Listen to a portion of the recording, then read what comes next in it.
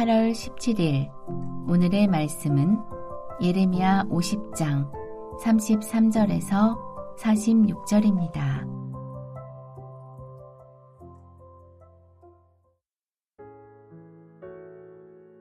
만군의 여호와께서 이와 같이 말씀하시니라. 이스라엘 자손과 유다 자손이 함께 학대를 받는도다. 그들을 사로잡은 자는 다 그들을 붙들고 놓아주지 아니하리라. 그들의 구원자는 강하니 그의 이름은 만군의 여호와라. 반드시 그들 때문에 싸우시리니 그 땅에 평안함을 주고 바벨론 주민은 불안하게 하리라. 여호와의 말씀이니라. 칼이 갈대아인의 위에와 바벨론 주민의 위에와 그 고관들과 지혜로운 자의 위에 떨어지리라.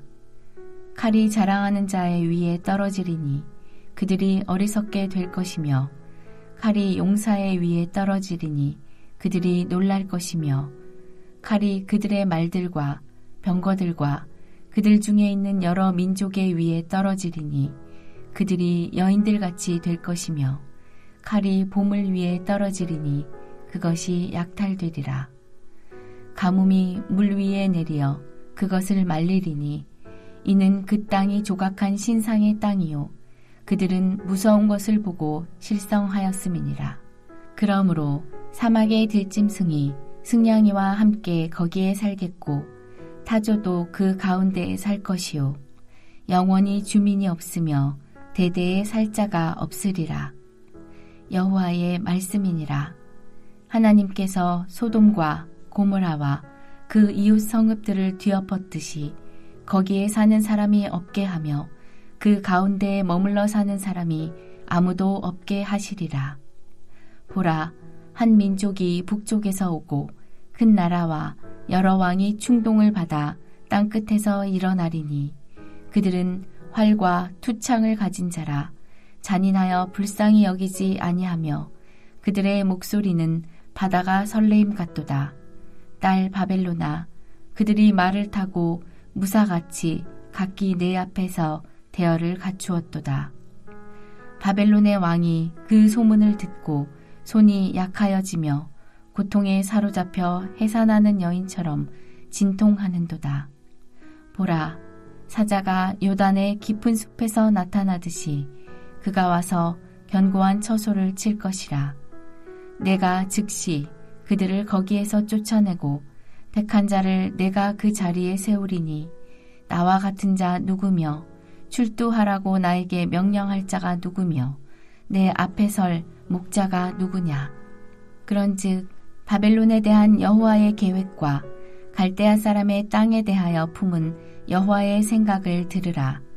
양떼의 어린 것들을 그들이 반드시 끌어가고 그들의 초장을 황폐하게 하리니 바벨론이 약탈당하는 소리에 땅이 진동하며 그 부르짖음이 나라들 가운데에 들리리라 하시도다. 반갑습니다. 8월의 세 번째 토요일입니다. 여전히 덥지만 그래도 조금씩 더위가 꺾여가는 건 아닌가라는 느낌이 듭니다. 한 주 동안 수고 많으셨고 오늘도 하나님의 말씀 앞에 나오신 여러분을 환영하고 축복합니다. 우리는 8월 5일부터 열방 심판에 대한 예언 말씀을 묵상하고 있고 이번 주 수요일부터는 마지막 끝판왕인 바벨론 심판 예언을 묵상하고 있습니다.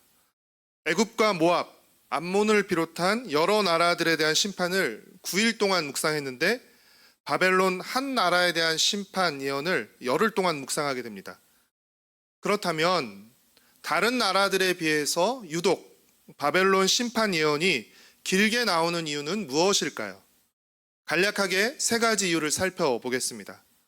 첫 번째 이유는 바벨론이 당시 열방의 정점에 있던 나라, 당시 열방에서 제일 막강한 힘을 가진 나라였기 때문입니다. 바벨론은 당시 고대 근동의 패권을 장악한 절대 망할 것 같지 않는 나라였습니다. 그러나 하나님은 예레미야를 통해 그런 막강한 바벨론이 갑작스럽고도 철저하게 망하게 될 것이라고 선언하셨습니다. 이는 하나님이 역사를 주관하시고 열방을 통치하시는 분이심을 보여줍니다. 가장 강한 바벨론도 하나님의 심판의 대상이 된다는 것입니다. 당시 거의 모든 사람들은 대제국 바벨론은 결코 망하지 않고 영원할 거라고 생각했지만 바벨론은 메대와 바사 연합군에 의해서 주전 539년에 망하게 됩니다. 영원할 거라고 생각했던 제국이 100년도 존재하지 못했다는 사실은 이 땅에 어떤 제국도 영원하지 않다는 것을 우리에게 보여줍니다.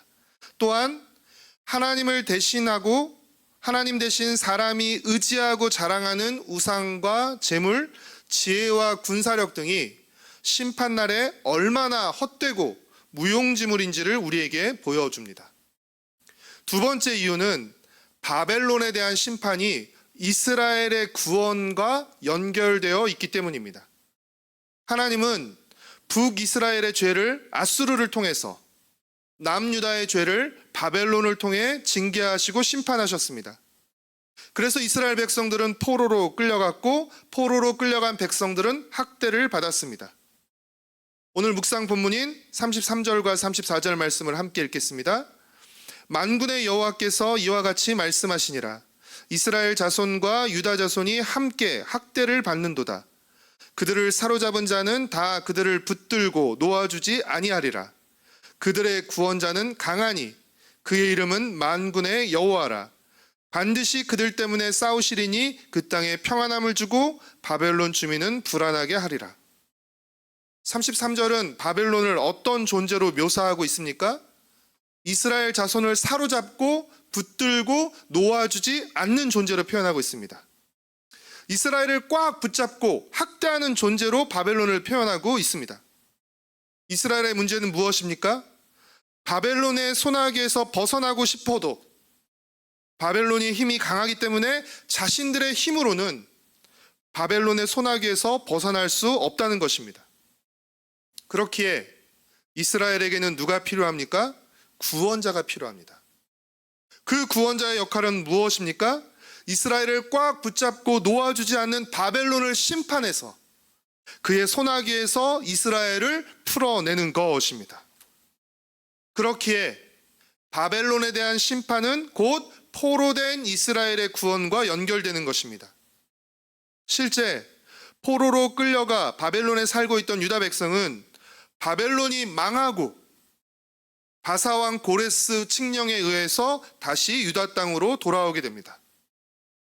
바벨론 심판이 길게 기록되는 이유는 바벨론 심판이 이스라엘의 구원과 연결되기 때문입니다. 바벨론 심판이 유독 길게 기록되는 세 번째 이유는 바벨론이 하나님을 대적하고 하나님의 백성을 압제하는 악의 세력을 상징하기 때문입니다. 역사 속에서 바벨론 제국은 주전 539년 메대와 바사 연합군에 의해 멸망당했지만 요한계시록에서 다시 큰 성 바벨론이 등장합니다. 이는 역사 속에서 이미 망한 바벨론 제국이 다시 재건된다는 의미가 아니라 바벨론 제국처럼 하나님을 대적하고 교만하며 하나님의 백성을 압제하는 또 다른 권력과 세력을 의미하는 것입니다. 사도 요한이 계시록에서 큰 성 바벨론이라고 표현한 대상은 바로 로마 제국이었습니다. 당시 로마 제국도 결코 망하지 않고 영원할 거라고 보였던 제국이었습니다. 그러나 그런 막강한 제국이었지만 그 로마 제국도 무너지고 말았습니다. 예수님이 다시 오셔서 최후의 심판을 하시기 전까지 세대마다 다양한 바벨론이 등장해서 하나님을 대적하고 하나님의 백성을 유혹하거나 핍박할 것입니다. 우리 눈에 보이는 거대하고 막강한 바벨론의 유혹과 핍박을 뿌리치고 견뎌내려면 무엇이 필요합니까? 하나님이 바벨론을 반드시 그리고 철저하게 심판하신다는 믿음과 소망이 필요합니다. 그렇게 하나님은 바벨론에 대한 심판 말씀을 길고 상세하게 그리고 확실하게 기록하신 것입니다. 사랑하는 성도 여러분, 하나님의 심판은 하나님의 통치와 주권, 그리고 하나님의 공의를 드러내는 사건이기에 반드시 있습니다. 아니, 하나님의 심판은 반드시 있어야만 합니다. 우리는 그 하나님의 심판을 열망해야 합니다. 그래야 하나님의 심판이 있어야 하나님을 대적하는 모든 악한 세력과 모든 불의가 그의 합당한 처벌을 받고 수치를 당하며 하나님을 섬기면서 의롭게 살았던 이들이 회복의 은혜와 영광을 누리게 될 것이기 때문입니다. 하나님의 주권과 통치, 하나님의 심판과 회복을 믿고 소망하면서 잠시 있다가 망하고 없어질 바벨론 제국의 백성이 아니라 흔들리지 않고 영원 무궁한 하나님 나라의 백성으로 우리에게 주어진 하루하루를 살아가시기를 축복하고 소망합니다. 기도하겠습니다. 사랑하는 주님, 바벨론 심판 예언을 통해서 하나님께서 이스라엘 백성을 붙들고 놓아주지 않는, 압제하고 학대하는 그 바벨론을 심판하심으로써 자기 백성을 구원하시고 회복해내실 뿐 아니라 하나님을 대적하고 압제하는 모든 세력을 반드시 멸하신다는 사실을 우리가 다시 알게 되었습니다.